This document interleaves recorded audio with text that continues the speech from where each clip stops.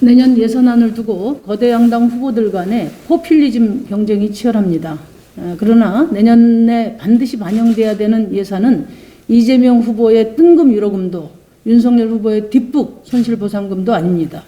22년 예산에 최우선적으로 편성돼야 될 예산은 위드 코로나 종합플랜 예산입니다. 위드 코로나 체제가 시작된 지 열흘이 지났습니다. 그런데 벌써 서울과 수도권 곳곳의 병상 가동률이 70%가 넘는다고 합니다. 정부는 병상 가동률 75%를 넘어서면 위드 코로나를 멈추고 다시 비상 방역 체제로 돌아가겠다고 밝힌 바 있습니다. 이미 목전에 와 있습니다. 또 지난 9일 위중증 환자는 460명으로 사상 최대 규모로 치솟았습니다. 최근 일주일간 사망자 수는 120명으로 한 달 전에 비해 2배가 증가했습니다. 정부는 하루에 7,000명에서 1만 명의 확진자를 감당하겠다고 했는데 그러려면 현재 1,000개 중환자 병상을 2,000개로 2배를 늘려야 합니다. 또 병상이 환자를 돌보는 것이 아니라 사람이 환자를 돌보는 것입니다. 밤낮 없이 일하고 있는 보건의료 인력의 지속가능한 근무를 위해서 1인당 환자 수 1.8명으로 법제화하고 의료 인력을 대폭 보강해야 합니다. 지금이라도 확실하게 공공의료 체계 확충 예산과 보건의료 인력 확대 예산을 위드 코로나를 감당할 수 있는 수준으로 제대로 반영하기 바랍니다. 이와 함께 현재 백신 접종 이후 중대 이상 반응을 겪거나 심지어 사망에 이르고 있는 백신 접종 피해자분들을 위한 피해 지원 및 보상 예산도 크게 늘려야 합니다. 최소한 이분들이 국가에게 버림받았다는 슬픔을 느끼게 해서는 안 됩니다. 또 무엇보다 위드 코로나 안착을 위해서 시급한 것이 벼랑 끝에 내몰린 자영업자들의 손실 보상과 부채 탕감 방안이 시급히 필요합니다. 비상 방역 조치로 되돌아갈 가능성까지를 대비한 미래의 피해까지를 포함하는 종합적인 매뉴얼을 만들고 그 원칙에 따라 적시의 보상이 이루어질 수 있도록 예산에 반영되어야 합니다. 민주당은 갑자기 올해 11월, 12월에 징수할 소득세 중간분과 종부세, 유류세 등의 초과세수 납부를 유예하고 내년에 세수를 늘려서 재난지원금에 쓰겠답니다. 꼼수 중에 꼼수입니다. 이재명 후보가 제안한 위로금 성격의 재난지원금은 다수 국민의 동의를 받지 못했습니다. 방역지원금이다 말만 바꾼다고 해서 더 긴급한 게 되는 게 아닙니다.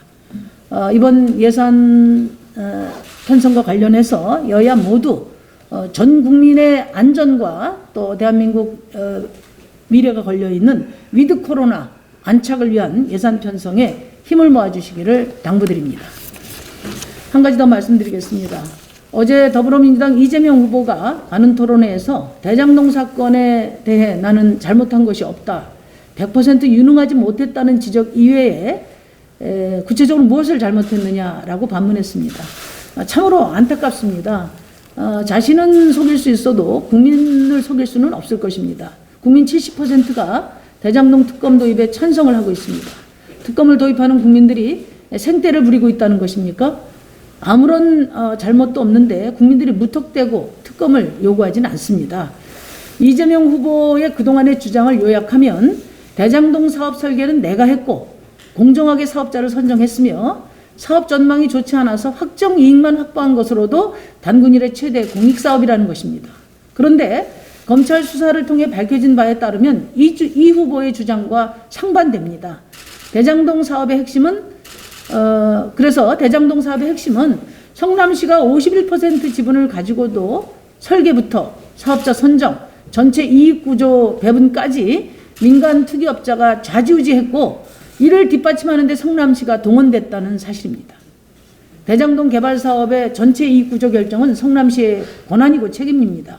묻지도 따지지도 않고 민간 투기 세력이 천문학적인 특혜이익을 챙기도록 내버려 뒀다면 그보다 더한 직무유기는 없을 것입니다.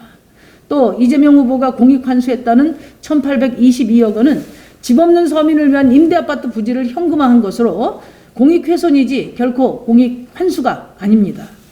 이재명 당시 성남시장은 민간 투기업자들이 성남시의 책임 영역을 마음껏 휘저으며 좌지우지하는 동안에 대장동 사업의 관리감독 총괄 책임자로서 도대체 무엇을 했는지 밝히라는 것이 국민의 요구입니다. 대장동 개발 사업은 명백한 공공배신, 공익포기 사업입니다.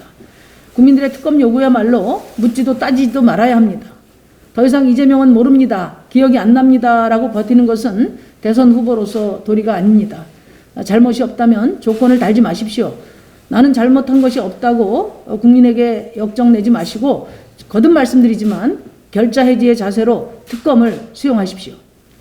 이재명 후보가 꺼낸 재난지원금 논란이 커지자 본인들 스스로 민망했던지 마스크와 손소독제 구매 비용을 지원하는 위드 코로나 방역 지원금으로 명칭을 바꾸었습니다.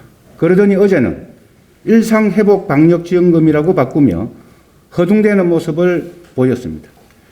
재정 운영 원칙은 사라지고 말짓기 놀이만 하는 모습이 정말 딱합니다. 예산 편성 권한도 예산 심의 권한도 없는데 마치 대통령이 된 양 내년 예산은 이재명 예산이어야 한다는 발상에서 행정 독재의 모습이 엿보입니다. 막가파 재정 요구입니다. 제대로 된 손실 보상이나 위드 코로나를 대비하는 공공의료 예산 확충보다 유권자의 투표 용지를 노리는 태도는 선후 경중을 결정하는 예상 정책과 아무런 관계가 없습니다. 콩밭에 가 있는 마음만 드러낼 뿐입니다.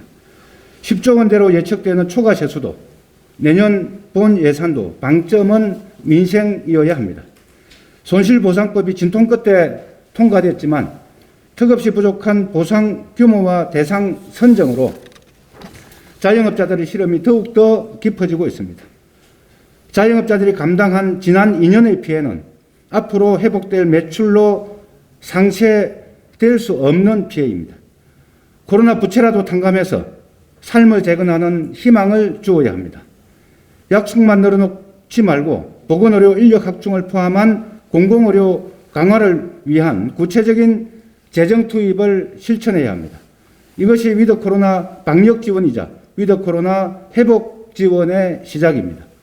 재난을 감내한 시민의 삶을 고려한 민생 예산이자 재난 시대의 선후 경중을 제대로 반영하는 예산 정책입니다.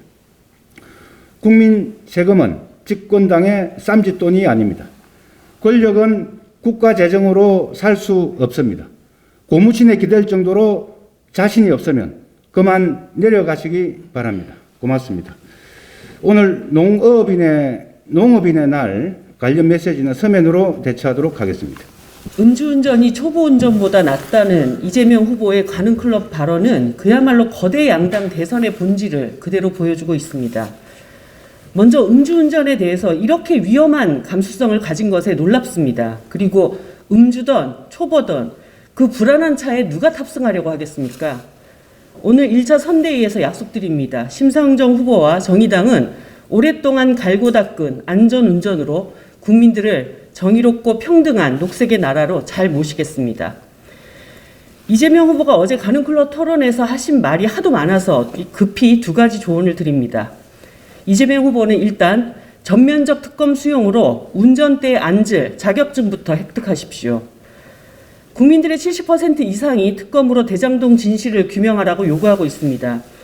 이 후보 스스로도 신속하고 철저한 수사로 털어낼 것은 털고 대선 후보 자격증을 떳떳하게 획득하는 것이 좋습니다. 국회 안에서도 민주당만 결단하면 곧바로 특검 구성하고 본선 이전에 수사 결과를 낼 수 있습니다. 그런 점에서 특검을 받겠다고 하면서도 이 조건 갖다 붙이고 저 조건은 안 된다고 말꼬리가 길어지는 것은 이재명 후보의 진위를 의심케 합니다. 특검 반대는 못하겠고 특검이 안 될 국리를 짜내는 것처럼 보입니다. 깨끗하게 하십시오. 신속히 추진하십시오. 그런 태도가 이재명 후보가 국민들에게 보여줄 최소한의 도리입니다. 또 하나 있습니다. 여성가족부는 여성이 가족돌봄의 책임자로 규정하기에 가족돌봄의 책임자로 규정하기에 시대착오적인 명칭입니다. 정의당은 오래전부터 여가부를 성평등부로 전환을 요구해 왔습니다. 여성평등이 아니라 성평등이라 지칭하는 것도 여성 남성성을 넘어 우리 사회에 존재하는 다양한 성별을 인정하자는 취지입니다. 그것이 여가부의 개편 방향입니다. 이재명 후보의 여가부 폐지 근거와 최근 SNS 행보는 번지수가 틀려도 한참 틀렸습니다. 여성에게 우월한 지위와 특혜를 주어서 젠더 갈등이 양산된다는 발상은 정치적 이해득실로 젠더 갈등을 이용하는 국민의힘 문법과 완전히 판박입니다. 젠더 이슈가 표가 되는 일인가 아닌가의 잣대로 젠더 이슈는 표가 되는 일인가 아닌가의 잣대로 정치권 입맛 따라 갖다 쓸 문제가 아닙니다. 자유롭고 평등한 권리 주장을 왜곡하는 일부터 중단하시기 바랍니다. 심상찮은 선대위가 출범하고 오늘 제1차 선대위 회의가 열렸습니다. 정권교체 여론이 60%에 육박하고 있습니다. 대통령 후보가 되지 못하면 감옥행이라는 말이 돌 정도로 이재명 후보와 윤석열 후보는 리스크를 안고 있고 국민들께서 마음 놓고 찍으실 수 있는 후보는 오로지 심상정뿐입니다. 국민들의 정권교체 열망을 받아 안고 심호흡 크게 쉬고 신발끈을 단단히 묶고 정의당이 국민 여러분들께 달려가겠습니다. 국민의힘 윤석열 대선 후보 광주 방문 관련돼서 한 말씀 드리도록 하겠습니다. 어제 국민의힘 윤석열 대선 후보가 광주를 방문해 광주 시민들에게 사과를 했습니다. 전두환 씨 옹호 발언으로 윤석열 후보가 광주 시민들께 남긴 고통은 무한했으나 사과는 미미한 수준이었습니다. 준비해서 온 사과 발언과 평소 생각하던 바를 그대로 얘기한 전두환 씨 옹호 발언 중 무엇이 더 본심이었는지 국민들께서는 잘 알고 계실 것입니다. 40여 년 전 5월에 광주 시민들이 민주주의를 위해 피와 눈물로 희생한 것을 정녕 기억하는 사람이었다면 도저히 할 수 없는 말이었습니다. 광주 시민사회와 5월 단체는 사과와 용서를 구하기 위해서는 첫째, 당내 5.18 왜곡 혐의 인사청산, 진상규명과 책임자 사법적 단죄 등 4가지 사전 조치를 약속하라고 요구했습니다. 그러나 사과에는 학살을 자행한 전두환 씨에 대한 윤 후보의 견해도 알기 어려웠고 여전히 진상규명조차 되지 않은 참사를 청산하겠다는 최소한의 의지조차 볼 수 없었습니다. 윤석열 후보가 말한 대로 역동적인 광주와 호남을 만들기 위한 첫 번째 단계는 최종 발포 명령자가 누구인지 등 진상규명을 하는 것입니다. 표 50개서 어물쩍한 사과는 티가 나는 법입니다. 사과의 사문칙은 내용, 태도, 타이밍입니다. 진정성을 찾아볼 수 없는 내용, 국민들을 마치 개에 비유하듯 했던 안한무인의 태도, 늦어도 한참 늦은 타이밍, 윤석열 후보의 사과는 최악의 사과였다는 악평을 피하기 어려울 것입니다. 이상입니다. 반페미니즘으로 2030 남성표를 얻겠다는 이재명 후보님, 포지션을 명확히 해주셔서 감사드린다고 해야 할까요? 페미니스트 대통령 되겠다 해놓고 막상 아무것도 하지 않은 문재인 대통령보다는 차라리 솔직하신 것 같습니다. 결국 분명해진 건 이재명 후보와 민주당에게 성평등의 가치가 표 받는 데 도움이 되면 차용하고 아니라면 쉽게 내버릴 수 있는 카드에 불과했다는 것입니다. 어제 이재명 후보께서는 광기의 페미니즘을 멈춰준다면 이재명 찍었다고 자랑하고 다니겠다는 내용으로 홍카단 일원이 작성한 인터넷 게시물을 SNS에 공유했습니다. 함께 읽어보자는 권유도 포함됐습니다. 이준석, 홍준표를 지지했던 2030 남성표를 기대한 행동이었을 것입니다. 실제 청년의 삶을 바꾸기 위한 정책을 짜고 국가 비전을 세우는 일은 지난하고 어렵습니다. 그러나 우리 사회에 존재하는 혐오 감정을 활용해 선동하는 정치는 보다 손쉽고 폭발력도 강합니다. 그러나 혐오에 기댄 정치는 국민의 몸에 해롭습니다. 이준석 대표가 깃발을 세워 치렀던 서울시장 보궐선거가 2030 남성들의 높은 오세훈 후보 지지로 이어졌지만 결국 오세훈 시장은 청년 관련 예산을 대폭 삭감하는 등 반청년 행보를 이어가고 있는 것처럼 말입니다. 젠더 갈등의 해결책은 반페미니즘이 아니라 성평등입니다. 채용 성차별과 불법 촬영, 경력 단절 위험에 고통받았던 여성 청년들은 심상정 정부에서라면 더 이상 여자라는 이유로 자신의 삶이 한계지어지지 않을 것입니다. 정의당 정부는 군대의 부조리를 해결하고 강제징병을 종식하는 데 분명한 성과를 낼 것입니다. 소위 젠더 갈등을 활용해서 손쉽게 표를 얻으려는 행동과 달리 정의당은 정말로 청년의 삶을 바꿀 수 있는 진짜 정책으로 청년들의 마음을 얻겠습니다. 차별금지법 제정을 주장하면서 부산시청에서 서울까지 무려 30일 동안 500km, 72만 보를 걸어온 사람들이 있었습니다. 입법 후에 전향적 결정을 기대하며 발걸음을 옮겨왔던 이들의 시간을 존중한다면 해당 법률안에 대한 찬성과 반대 의견에도 불구하고 대한민국 국회는 이들의 땀과 분투에 존경과 경의를 표했어야 마땅합니다. 그러나 국회는 차별금지법 제정을 요구하는 입법 청원의 처리 기한을 국회의원 임기 마지막 날로 연장해버렸습니다. 며칠 전까지만 해도 대통령과 박완주 민주당 정책위 의장까지 나서 차별금지법 더 이상 미룰 수 없다더니 이재명 후보의 국민적 합의 발언 직후에 국회 법사위가 처리 기한을 연장해버린 것입니다. 존경과 경의가 있어야 할 자리에 조롱과 멸시를 보낸 더불어민주당과 이재명 후보를 비판합니다. 더불어민주당의 핵심 지지기반이라고 말하는 광주광역시에는 양림동이라는 동네가 있습니다. 20세기 초에 최초의 현대식 병원인 제중원이 설립된 곳이기도 합니다. 이 제중원의 미국인 목사였던 포사이트는 당시에 누구도 돌보지 않았던 한센병 환자들을 치료했습니다. 당시 광주 인구가 1만 명이었는데 한센인 치료 환자들이 600명이나 되었습니다. 그러나 일제는 한센인들을 치료하기보다는 단종 정책을 통해서 그 존재를 지우려고 했습니다. 일제의 단종 정책에 저항하기 위해서 1933년 목사와 간호사, 한센인들이 광주 양림동에서부터 국도 1호선을 따라서 장성, 정읍, 논산, 천안, 수원, 남태령을 거쳐 총독부까지 행진을 합니다. 이것이 유명한 구라 행진입니다. 나병 환자를 구하는 행진이라는 뜻입니다.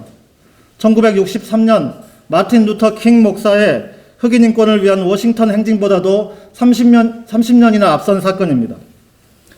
인권운동가들과 차별금지법 제정을 요구하는 성소수자들이 부산에서부터 서울까지 도보행진을 이어온 것은 88년 전 한센인들에 대한 차별정책의 중단과 평등하고 인간적인 치료를 요구했던 광주 구라행진의 정신을 계승한 사람들이 누구인지 상징적으로 보여주는 일이라고 생각합니다.